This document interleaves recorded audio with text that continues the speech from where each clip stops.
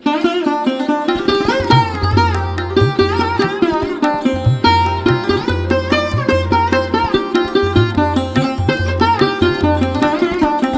सर्वांना श्री स्वामी समर्थ. कसे आहात तुम्ही सगळे? तर आज परत एकदा घंगाळ पात्र सेवा तुम्हा सर्वांसाठी घेऊन आलेली आहे. बघा, आजचा दिवस खूप शुभ आहे, शुक्रवार आहे आज. हा व्हिडिओ खरं आज आला आहे, पण सेवा जी आहे ती शुक्रवारी केलेली आहे. तर नक्कीच सगळ्या ताईंनी आवर्जून हा व्हिडिओ पूर्ण बघायचा आहे. बघा, तुम्हाला तुमच्या मागच्या ज्या अडचणी आहेत, जे काही प्रॉब्लेम्स आहेत, आर्थिकरित्या बऱ्याच ताई आहेत ना, येऊन रडतात. अक्षरशः डोळ्यातनं पाणी काढल्याशिवाय त्यांचा शब्द बाहेर निघत नाही.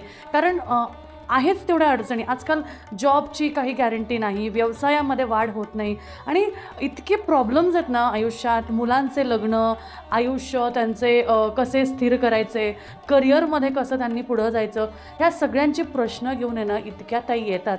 आणि खरं तर मला खरंच अजिबात आवडत नाही बरं का, की ताईंनो तुम्ही मला भेटायला येता, पण प्लीज प्लीज प्लीज आपल्या इथे स्वामी महाराज आहेत, ते सर्व नीट करतात. तुम्ही का रडता, तुम्ही का तुमच्या डोळ्यातून पाणी काढता? मला अजिबात हे आवडत नाही बरं का. मी तुम्हाला सांगते, आयुष्यात आहे ना आपल्याला आपली गोष्ट जी आहेत ना ती वेळोवेळी त्यावेळीच मिळते आणि त्यासाठी स्वामींनी तो दिवस आखलेला आहे. त्यामुळे अजिबात रडू नका.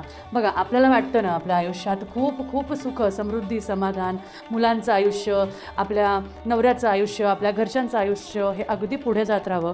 मी तुम्हाला सांगते, कर्जमुक्तीसाठी, कर्जबाजारीपणासाठी पैसे अडकलेले आहेत, समृद्धी कुठंतरी गेलेली आहे. त्यामुळे देवाची सेवा म्हणजे आपण असं म्हणतो ना की देवाला काही दिल्याने आपल्याला काही मिळेल का, असं न समजून देवाची सेवा करून, देवाला तुमचा भाव अर्पण करून सेवा करा. आणि त्यातलीच ही घंगाळ पात्र सेवा आहे, ज्याने तुमच्या मागे सगळ्या ज्या अडचणी आहेत ना त्या निघून जातात. मागेच मी तुम्हाला ह्याच्या मागची कथा सांगितली होती की तिरुपती बालाजी महाराजांची ही तिरुपती बालाजी भगवानांची ही सेवा आहे, ज्यामध्ये देवाला आपण कर्ज फेडण्यासाठी त्यांना मदत करतो. मग फुल नाही, फुलाची पाकळी म्हणून आपली मदत होते, पण आपण काय देवाचं कर्ज फेडू शकणार आहे का हो? अजिबात नाही, बरोबर.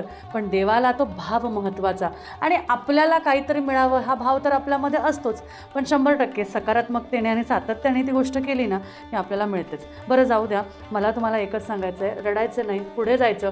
खूप ताई येतात, रडतात, दादा लोक येतात, इतकं त्यांच्या गोष्टींबद्दल सांगत बसतात. माझी सासू अशी, माझी जाव अशी, माझी भरपूर काही असतं बरं का. पार्टनरमध्ये, बिझनेस पार्टनरमध्ये असं तसं. तुम्हाला तुमचा व्यवसाय वाढवायचा आहे, घरातले पैसे वाढवायचे आहेत, धनाचा कोश वाढवायचा आहे, घरातले पैसे हे समृद्ध करायचे आहेत आणि घरातली लक्ष्मी स्थिर करायची आहे. 100% तुम्ही ही सेवा सुरू करा. बघा, सुरुवातीपासून मी तुम्ही बघितलं, मी एक खाली वस्त्र मांडल्यानंतर त्यावर आपल्या ज्या घंगाळ पात्राची सेवा जी आहे, ज्या वाडग्यामध्ये किंवा ज्या भांड्यामध्ये किंवा ज्या पात्रामध्ये, बरोबर, ज्या गोल पात्रामध्ये आपण ते करतो, त्या पात्र तिथं ठेवलं, त्याचं पूजन केलं. आता त्या पात्रामध्ये का करायचं? कारण तर त्यामध्ये कसं आहे, ते पात्र ठेवण्याचं पण एक उल्लेख आहे बरं का, की धन जे आहे ते खाली पडतं, बरोबर. म्हणजे आपण जे पैसे टाकतो, आपल्याला म्हणजे वाढती लक्ष्मी हवी आहे, समृद्ध लक्ष्मी हवी आहे. मग ते कॉईन्स आपण जे टाकतो ना ते अगदी खाली पडले पाहिजे. अशाच पद्धतीने आपली लक्ष्मी जी आहे ती आपल्याकडे भरभराटीने यायला हवी, म्हणून आपल्याला ही सेवा करायची असते. म्हणून ते पात्र जे आहे ना, ते गोल पात्र जे आहे ना, त्याचा समावेश मी इथे केलेला आहे. बऱ्याच ताईंनी घंगाळ पात्राबरोबर ते पात्रसुद्धा घेतलं आहे. बरं, डायरेक्ट पात्रामध्ये ठेवायचं का? तर अजिबात नाही. त्यावर पाट मांडायचा. पाट मांडलेला आहे मी, पितळी पाट मांडला आहे. आणि त्यानंतर घंगाळ पात्राची पूजा करून, त्याला गंध लावून त्याची पूजा करून, पूजा करताना सारखं व्यंकटेश बालाजींचं नाव घ्यायचं. ओम श्री व्यंकटेश्वराय नमः, ओम श्री महालक्ष्मी नमः, ओम श्री व्यंकटेश्वराय नमः, ओम श्री महालक्ष्मी नमः, असं म्हणत तुम्हाला सर्व सेवा जी आहे ती करायची आहे. आता ही सगळी सेवा झाली ना की तुम्हाला ह्यामध्येच एक कॉईन्स भरायचे असतात ना, किंवा जे आपल्या पैशाचे नाणे, लक्ष्मीचे नाणे भरायचे असतात ना, ते नाणे तुम्ही भरू शकता. बघा, एक ताई आल्या होत्या काल बरं का. त्या ताई म्हटल्या, ताई माझ्याकडे ना सिल्वरचे कॉईन्स आहेत, आपण ते टाकले तर चालेल का? तर का नाही चालणार? तुमच्या घरात जे काही कॉईन, चिल्लर जिथे कुठे पडली आहे ना ती गोळा करा. आपल्या घरातली लक्ष्मी इकडे तिकडे पडून उपयोग नाही आहे. तिला आपल्याला एका ठिकाणी गोळा करायचं आहे आणि त्यानंतर तिला तिथे त्या सेवेमध्ये आपल्याला समावेश करायचा आहे. त्यामुळे पैसे जे आहे ना, कॉईन्स जे आहे ना, ना आपल्याला अगदी भरतील एवढे तिथे ठेवायचे आहे. आणि त्यानंतर व्यंकटेश बालाजींची आणि महालक्ष्मी आईची, आपण म्हणतो ना की तिरुपतीला जाऊन आलं की कोल्हापूरला जावं लागतं बरं का, त्यामुळे तशाच पद्धतीने तिरुपती बालाजींची ही सेवा केल्यानंतर आपल्याला महालक्ष्मीचंही स्मरण करावं लागतं. म्हणूनच ओम श्री व्यंकटेश्वराय नमः, ओम श्री महालक्ष्मी नमः, ओम श्री व्यंकटेश्वराय नमः, ओम श्री महालक्ष्मी नमः असा मंत्र जप करायचा. त्यानंतर ही साऊथ इंडियन सेवा आहे, दक्षिण भारतातली सेवा आहे, त्यामुळे ह्या सेवेसाठी लागणारी वस्तू ती म्हणजे जवाधू पावडर. आणि जवाधू पावडरची पोटली आपल्याकडे अवेलेबल आहे. जवाधू पावडरची जी पोटली आहे ती तुम्हाला ह्या सेवेमध्ये ठेवायची आहे, कारण जवाधू पावडर म्हणजे लक्ष्मीला आकर्षित करण्याची पावडर, लक्ष्मीला आकर्षित करण्याचा सुगंध. तुम्ही साऊथ इंडियनच्या कुठल्याही पूजा बघा, जवाधू पावडरशिवाय त्यांची महालक्ष्मीची पूजा होत नाही. जवाधू पावडर जी आहे ना ती पावडर फक्त तुम्हाला टाकायची नाही आहे, तर ती पोटली तुम्हाला वापरायची आहे. ती पोटली तुम्ही या सेवेमध्ये ठेवायची आणि त्या पोटलीचा समावेश तुम्हाला या सेवेमध्ये ठेवायचा. म्हणजे लक्ष्मी बालाजीची एकत्र पूजा तुम्हाला करायची आहे. लक्ष्मी कशाने? सुगंधाने अट्रॅक्ट होणार आहे, सुगंधाने ती आकर्षित होणार आहे, म्हणून ती जवाधू पोटली आपल्याला तिथे समावेश करायची आहे. त्याचनंतर ह्या लक्ष्मी बालाजी गंगाळ पात्राची सेवा करताना आपण लक्ष्मीचे नाणे भरले, आपण लक्ष्मी जवाधू पावडर जी आहे, लक्ष्मी जवाधू पोटली जी आहे ती जवाधू पोटली तिथे अर्पण केली, कारण विष्णू भगवानांना आणि लक्ष्मीला जवाधूचा सुगंध हा खूप आवडतो, त्यामुळे ती पोटली आपण तिथे अर्पण केली. आणि त्यानंतर आपण लक्ष्मी मोती शंख जो आहे तो तिथे अर्पण केला आहे. तर महालक्ष्मी आणि विष्णू भगवानांची ही सेवा म्हणजेच गंगाळ पात्राची जी सेवा आहे ती सेवा आपल्याला करायची आहे. आणि ह्या सेवेमध्ये जे तिरुपती बालाजी आहेत आणि कोल्हापूर महालक्ष्मी आहे यांची एकत्र सेवा केल्याने आपले पालनहर्ता म्हणजे विष्णू भगवानांची सेवा संपूर्ण होते. आणि ज्या घरात विष्णू भगवानांची सेवा होते त्या घरात माता लक्ष्मीचा पाय अजिबात निघत नाही.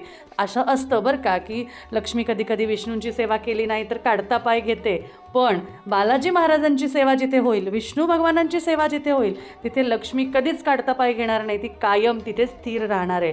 त्यामुळे तुम्हाला ह्या सर्व गोष्टींचा समावेश करायचा आहे. बरं, तुम्ही एक गोष्ट बघितली असेल, एक छोटासा कलश मी त्या बाजूला ठेवलेला आहे. तो कलश म्हणजे मागच्या व्हिडिओमध्ये मी सांगितला होता की तो हुंडी कलश म्हणून मी तो वापरते. आता मागच्या पासून माझी ही तिसरी गंगाळ पात्र सेवा आहे, त्यामुळे दरवेळेस 5-5 कॉईन्स जे आहे ते मी काढत असते. म्हणजे पहिल्या वेळेस 5 काढले, दुसऱ्या वेळेस मग परत 5 काढले आणि कालच्या शुक्रवारी परत 5 काढले. परत काढायचे कमी नाही करायचे बरं का, 5 काढले तर 10 टाकायचे. तुम्ही म्हणाल एवढी चिल्लर कुठून आणायची? पर्स शोधा, ड्रॉवर शोधा, इकडे शोधा, तिकडे शोधा, सगळीकडे तुम्हाला कुठे ना कुठे 5 ते 7 कॉईन मिळूनच जातील. म्हणजे काढले ना जर 5 तर टाकताना 6, 7, 8, 9, 10 असे टाकायचे. तर काढायचे कशाला? तर व्यंकटेश बालाजींच्या मंदिरात जेव्हा कधी तुम्ही जाल, आता मी पुण्यात आहे, पुण्यात तर केतकावळीजवळ मी जाऊन तिथे अर्पण करू शकते. भवानी पेठेत सुद्धा एक व्यंकटेश बालाजींचं मंदिर आहे. म्हणजे जिथे कुठे व्यंकटेश बालाजींचं मंदिर असेल ना तिथे जाऊन ते अर्पण करायचे. आणि त्यानंतर तुम्ही बघाल आयुष्याचं सोनं झाल्याशिवाय राहणार नाही. त्यामुळे ही सेवा आवर्जून करायची आहे. आपल्या घरात सुख समृद्धी आणण्यासाठी तुम्हाला ही सेवा 100% करायची आहे. बरं, या सेवेमध्ये तुम्हाला व्यंकटेश स्तोत्राचं पठण करायचं आहे. संस्कृत व्यंकटेश स्तोत्राचं पठण करायचं आहे 21 वेळा. ही सेवा संध्याकाळीच करायची आहे, संध्याकाळीच करायची आहे किंवा रात्री 12 वाजता केली तरी चालेल.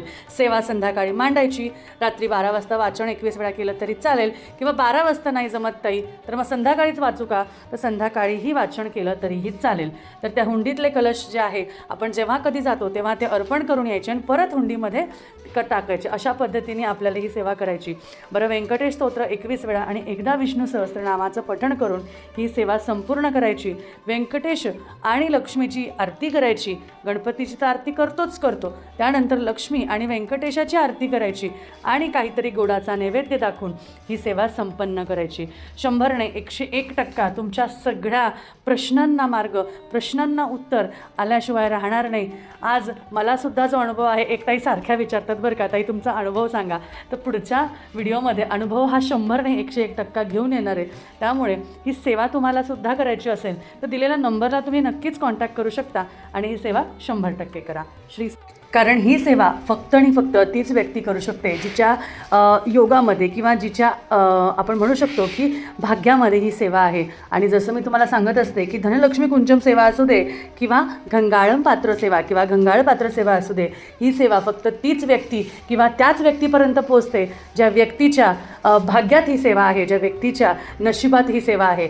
नशिबाशिवाय किंवा भाग्याशिवाय कोणाला कोणती गोष्ट मिळत नाही. त्यामुळे तुम्हालासुद्धा ही सेवा करायची असेल ना, आपलं भाग्य उजळायचं असेल, आपलं नशीब उजळून घ्यायचं असेल, आपल्या आयुष्यात हव्या त्या गोष्टी अट्रॅक्ट करायच्या असतील, आकर्षित करायच्या असतील आणि आयुष्यातले अडीअडचणी तर येतच राहतात हो, पण त्यातनं मार्ग काढण्याचा सुद्धा आपल्याला त्या पद्धतीने आपल्याला वागता आलं पाहिजे, त्या पद्धतीने आपल्याला जगता आलं पाहिजे. त्यासाठी नक्की ही सेवा करा. तर व्हिडिओ आवडला असेल तर नक्कीच सबस्क्राईब करा. भेटूया परत. श्री स्वामी समर्थ.